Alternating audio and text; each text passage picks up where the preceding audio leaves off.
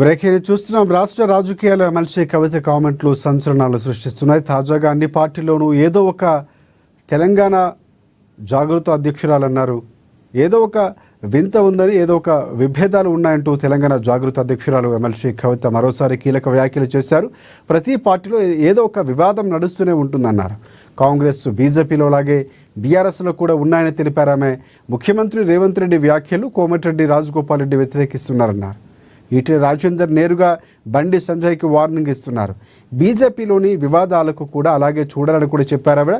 ఇంకా ఆ పార్టీ గురించి ప్రత్యేకంగా దృష్టి పెట్టాల్సిన అవసరం లేదని హితవు పలికారు కవిత.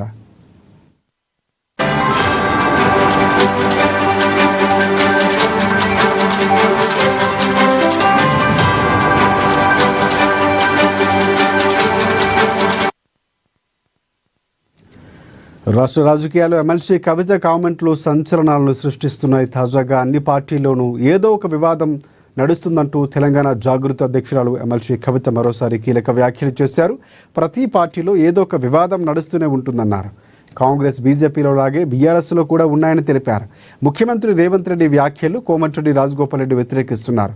ఈటెల రాజేందర్ నేరుగా బండి సంజయ్కి వార్నింగ్ ఇస్తున్నారు. బీఆర్ఎస్లోని వివాదాలను కూడా అలాగే చూడాలని చెప్పారు కవిత. ఆ పార్టీ గురించి ప్రత్యేకంగా దృష్టి పెట్టాల్సిన అవసరం లేదని చెప్పారు.